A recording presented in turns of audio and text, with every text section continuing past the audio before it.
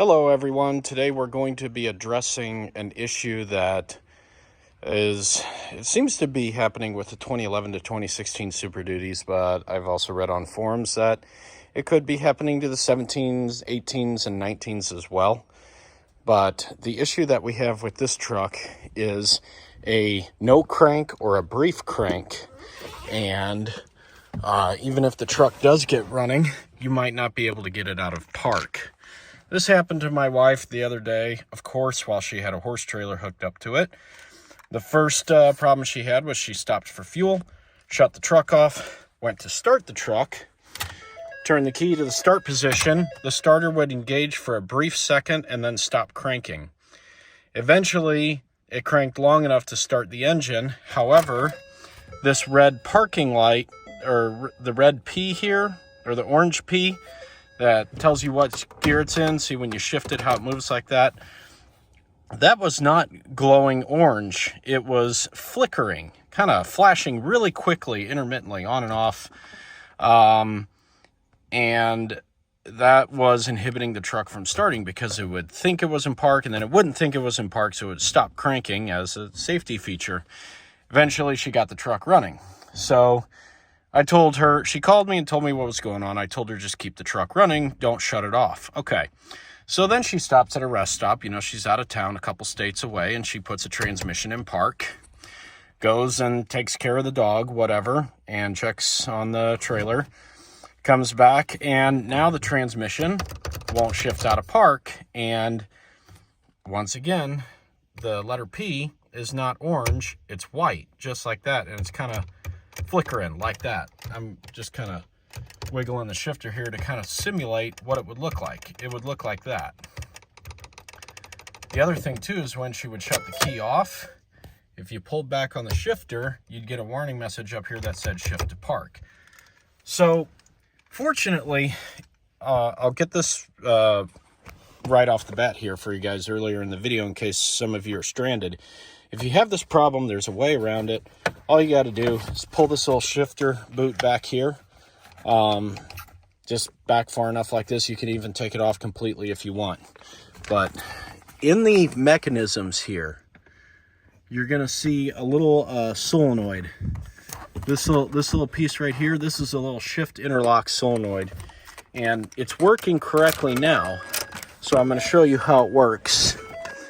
You'll notice that when I apply the brake, see how that little piece pops out right here? That allows you to shift the transmission out of park. What's happening is when your range sensor acts up, it will not activate this little solenoid here. So you can manually override it by reaching down in here with your finger and pulling out on the little tab, just like so. See how I got that pulled out with my finger? And simultaneously, while you're holding that out, you can now shift the transmission out of park. If you have a no start condition, you can shift it into neutral and the truck will start. As you can see, I got it in neutral. Truck will fire up and run. And if you have a situation where you're stuck in park with the engine running, you can manually override that, shift it out of park and into drive, and you can at least keep going down the road. Obviously, this is really inconvenient, and someone who's perhaps not mechanically inclined or understand how this works, you don't want them to be stranded with a situation like this. So we're going to fix this problem. The first part of the video here is the emergency fix, how to at least get you back out on the road and get you running. Now we're going to actually tackle the issue and figure out what's going on. Most likely what's going to happen here is the truck won't act up when it's cold. So an absolute worst case scenario, if you can't even figure this out, you can let the truck sit, let it cool down. After a half hour or an hour or so, should be able to start it up and everything should work just fine. This issue is most common when the transmission is hot, and that's because the problem is with the range sensor. But Ford, in their infinite wisdom, decided to put the range sensor inside the transmission. So you have to drop the pan, you have to drain the fluid, and you have to take a few pieces apart. It's not too bad. I'm going to go into more detail here in the video of how to do that. But it's just like, why couldn't you guys have put this on the outside of the transmission? Okay, I get it. Maybe to try to protect it. but apparently that's not working very well, is it? My old 7.3 has the original range sensor at like almost 400,000 miles, and I mean, to the best of my knowledge, it's working okay. It was working fine for me, but anyway, so, but it is what it is, you know. Complaining about it isn't going to fix anything, so let's move on to the next part in the video, and that's how to replace the range sensor in these trucks to fix this problem so you don't have this issue anymore. And in case anyone was wondering the part numbers, there's a range selector / neutral safety switch.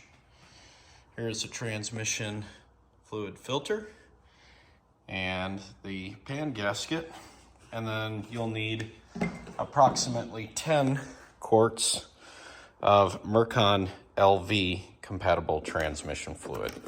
You can get Motorcraft, I mean, it really doesn't matter the brand of fluid you get. I just got this because it was convenient and I had a lot of it, so that's what I used.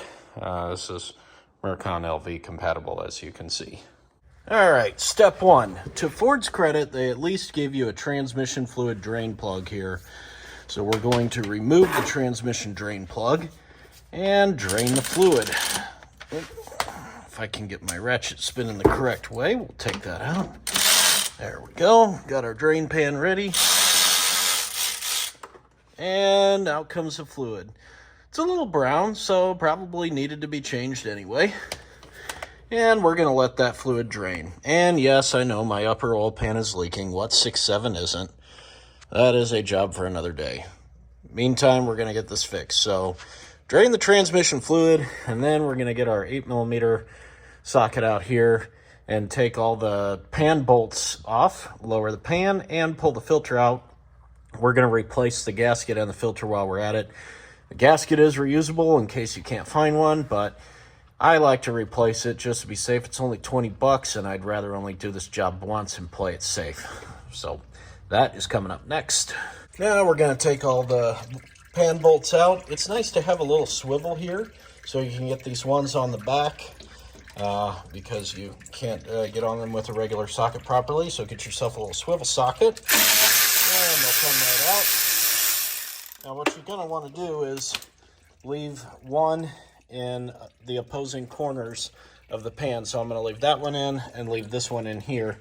I'm going to take the rest of them completely out. That way I've got just 2 bolts supporting the pan, and have your drain ready as well, especially if you've got it up on ramps like this, because there's going to be some fluid that's running towards the back, so you want to make sure your pan is there to catch it. And with that being said, we're going to take the rest of these pan bolts out. And here's the transmission fluid pan out of the truck. Now is a great time to check the magnet for pieces of metal or debris or clutch material in the pan. It's a good way to check on the health of your transmission. This is not bad for 270,000 miles. You can see the fluid is kind of like a little golden brown, but it's not dark and it doesn't smell burnt. So it's probably just, you know, due for a fluid and filter change. There's no metal debris.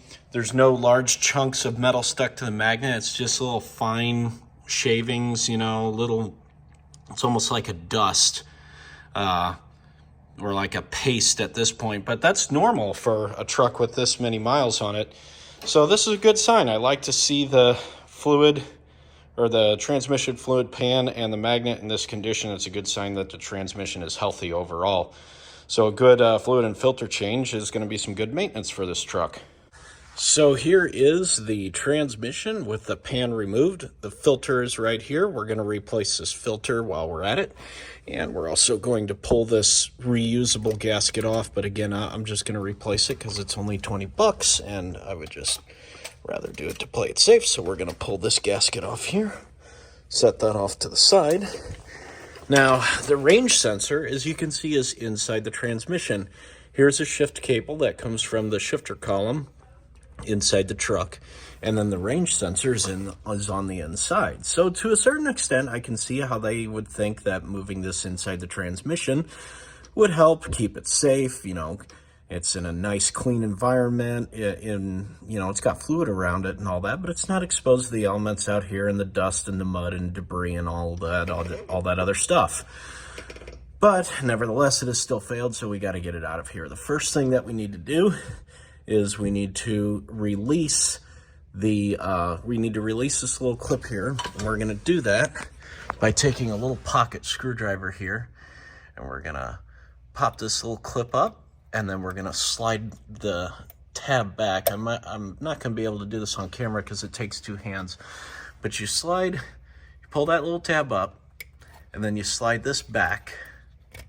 Oh, I got it. How about that? You slide that back. They tell you to be very careful not to bend this, but we're going to replace it anyway, so it doesn't really matter. And then this linkage comes out. Okay. The next thing we have to do is we have to disconnect the shifter cable here. I'm going to spray the linkage here, the linkage bushing, with a little PB blaster to help that come off a little easier and reduce the risk of damaging the bushing, so we can reuse it. And we're just gonna pop that off here. There we go, just like that. All right, now we're gonna shift the transmission all the way into the low position. So if you're doing this job, make sure you have the wheels chocked or the emergency brake on so it doesn't move when you shift it. So I'm gonna shift that here. You can see how that moves there. So in order to get this out, we got to put it all the way into the low position. And that's this lever out here all the way forward or all the way up. Disconnect the little electrical connector here. So you want to push up on the connector, squeeze it gently, and then pull it down. Connector comes out. There's that. Now this is a tricky part that's going to require both hands, so I'll explain to you what I'm doing here. On the inside of the range sensor on the transmission, there is a little roll pin or a dowel pin, kind of, not a dowel pin, but like a roll pin that holds this shaft in place. And the tricky thing is you have to drive the old pin out. Now Ford tells you to replace this, but they weren't in stock, so I'm just going to try to reuse this one. But you need to take a punch here and a hammer, and you have to drive that old pin out. So that's what I'm going to work on now, is getting that old pin out of there. All right, I got the little pin out, but it fell into the transmission fluid pan here, so I'll have to get that out when I drain the fluid out of the pan. I think I got a transmission fluid pan bolt in there as well.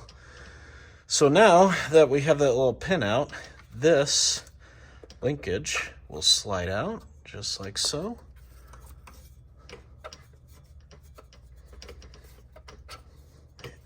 Out she comes.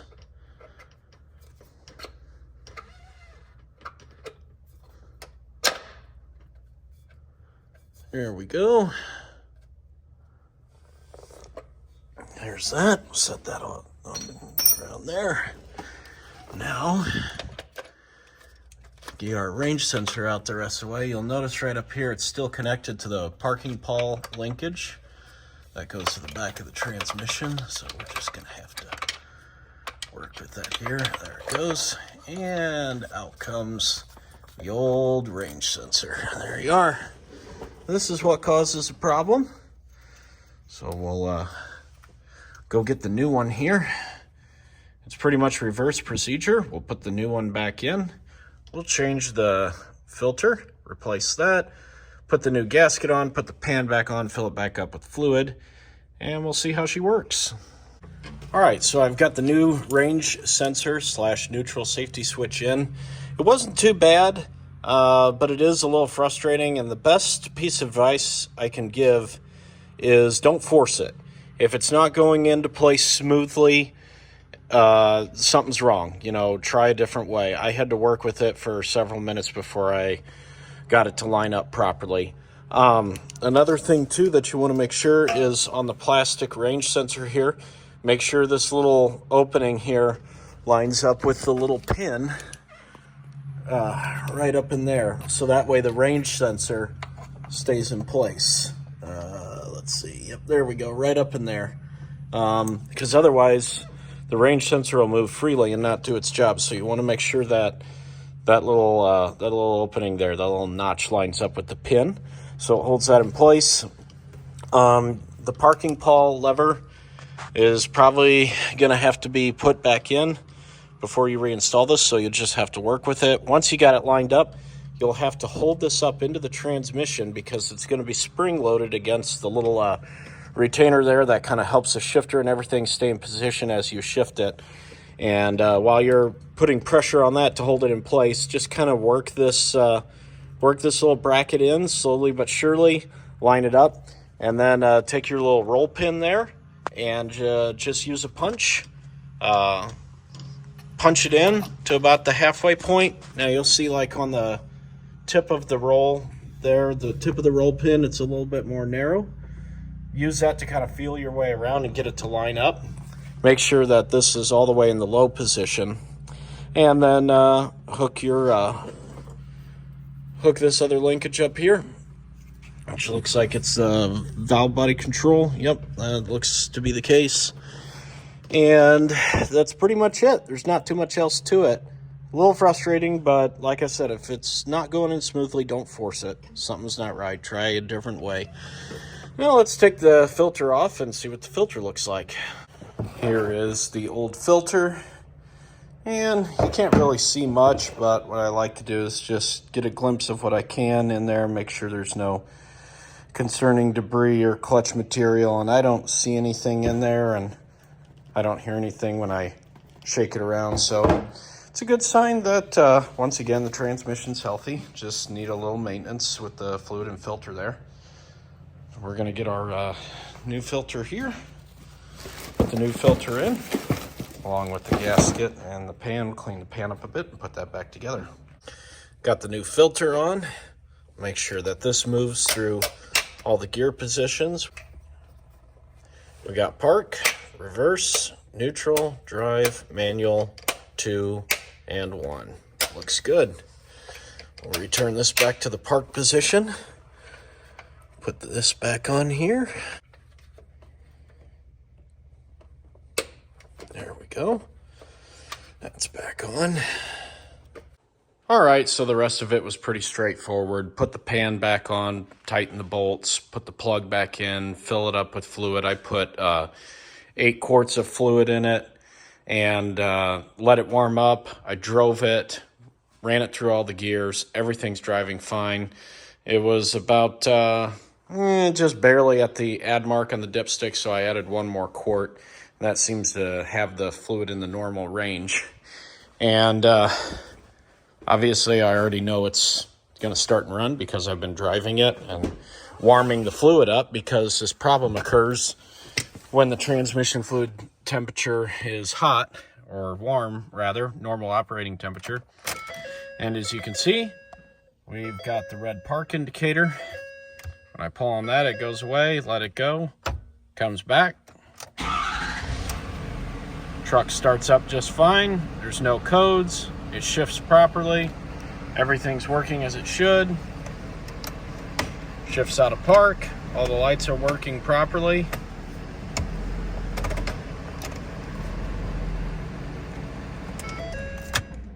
Take the key out. There's no warning message to shift to park if I pull back on the shifter. One more time. Looks like a fix. All right. Well, I hope you guys found the video helpful, especially if you happen to be stranded somewhere, or if you're going to fix this problem yourself. Give it a thumbs up if you did, and I'll see you next time.